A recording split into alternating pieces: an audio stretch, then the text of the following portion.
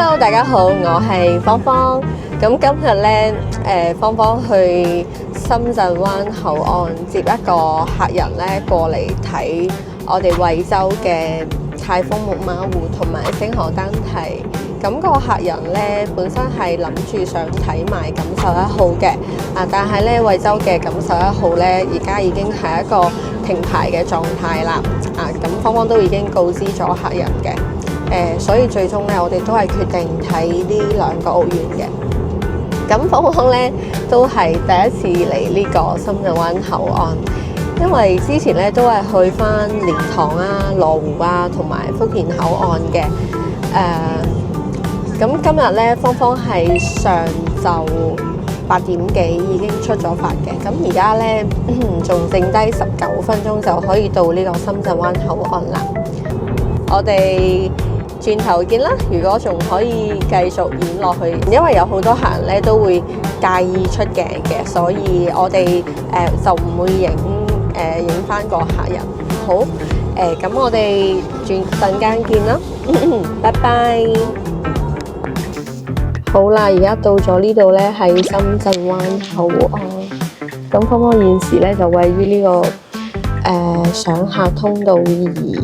嗱，喺呢度呢，我都為呢個深圳灣口岸新嘅一個專門接客戶嘅位置呢講兩句。其實我覺得呢，新加設咗呢個位置呢，真係好好多㗎。以前啲車呢係好混亂咁樣塞入去嗰個停車場位度，網約車等等去接客㗎嘛。而家真係非常之理想啦。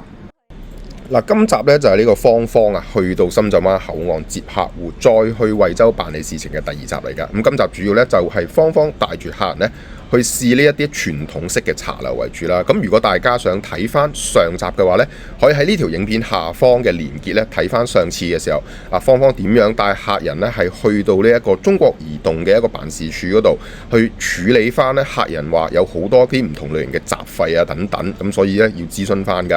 好啦，我哋而家馬上開始今集個內容，帶大家呢去試一試惠州呢度傳統茶樓到底啲特色係點樣啊！Hello， 各位觀眾朋友，大家好，我係自家兄弟嘅芳芳，同我哋今日嘅業主Alan 係咁我哋咧已經係成為咗我哋惠州嘅尊貴嘅業主啦。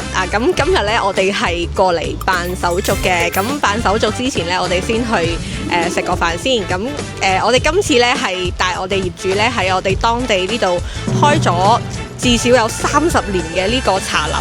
咁芳芳細個咧都經常喺呢度食嘢嘅。咁都好多謝個業主咧選擇咗我哋自家兄弟。揀咗呢度之後呢，有冇咩感想，或者係有冇咩提議同我哋啲未置業嘅朋友講下呢？我自己就選擇咗幾年嘅地點樓盤嗰啲，咁後尾呢都係覺得惠州呢啲民風比較淳樸啲啦，同埋樓價亦都比較合理啲啦。咁最主要就係點解選擇自家兄弟呢？就係因為我睇咗佢哋咁多年啲片呢，覺得佢哋即係講嘢同埋佢哋嘅做嘢方向呢比較係正統啲，咁即係俾到我信心咁樣咯嚇。同埋芳芳真係好好，幫我做咗好多好濕碎嘅嘢。好，我哋非常感謝呢位業主啊！我都多謝你。咁我哋而家咧就即刻入去食嘢，因為業主咧從朝頭早到而家咧未食嘢嘅。而家中午2點啦，係啊2點啦。咁我哋而家即刻入去啦。我哋轉頭見啦，拜拜。我哋而家咧就入咗嚟呢個叫安德利茶樓呢度，佢仲係呢啲好傳統嘅呢啲推車仔嚟嘅。咁嗰邊咧就係點炒菜嘅。好，咁我哋而家睇下有咩食啊！好精美嗰啲。好啊！嗱，啲阿姐咧都會攞下面嗰一籠嘅。係啊，好好啊！比較熱啲。你有冇咩中意食？我都食嘅，因為呢度我食經常嚟嘅。咩最好食？牛肉丸咯，有冇攞啊？我攞咗。攞咗牛肉丸。哇！你睇個蝦餃好大份。攞咗。燒賣啲食唔食？可以嘅。呢種定係嗰種？呢個咧叫阿姐姐攞嚟睇。好。佢已經幫我哋送咗過去啦。鳳爪得唔得？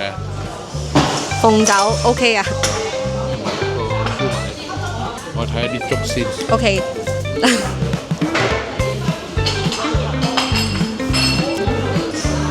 呢個應該係嗰啲灌湯嚟嘅，呢邊就係粥、涼菜同埋少少點心。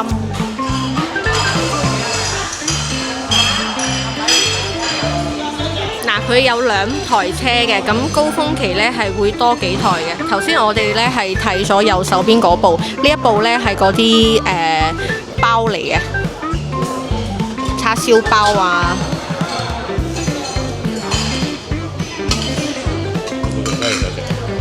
我叫咗個皮蛋瘦肉。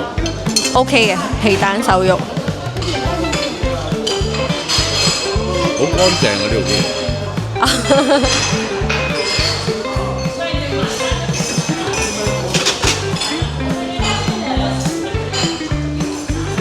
吸咗個人嗱，咁我哋嗌咗一籠鳳爪啦，呢個呢係蘿蔔糕，仲有蝦餃、牛肉丸，呢個皮蛋瘦肉粥同埋燒賣，呢個係豬肉丸。嗱，咁我哋而家開餐呢就唔影啦，我哋轉頭見啦，拜拜。頭先呢，我哋個業主呢爭住去埋咗單，咁我哋嗌咗咁多個餸呢，總共係162蚊嘅。咁仲另外呢送咗3張優惠券俾我哋，一張係可以代20蚊嘅一個優惠券嚟嘅。嗱，咁其實呢，如果以後呢有朋友港人朋友過嚟食飯呢，其實可以撳開呢個美團嘅，佢係有優惠嘅，即係可以88蚊代100蚊嘅一個優惠。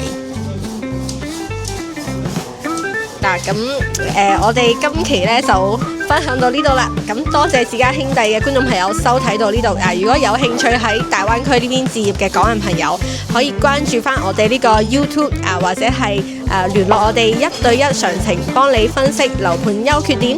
咁我哋係新房係免代理費用嘅。咁仲另外呢會送翻3件家電加個驗樓服務俾你嘅。咁我係自家兄弟嘅芳芳，仲有頭先我哋嗰位大灣區嘅業主Alan，我哋下次再見啦，拜拜。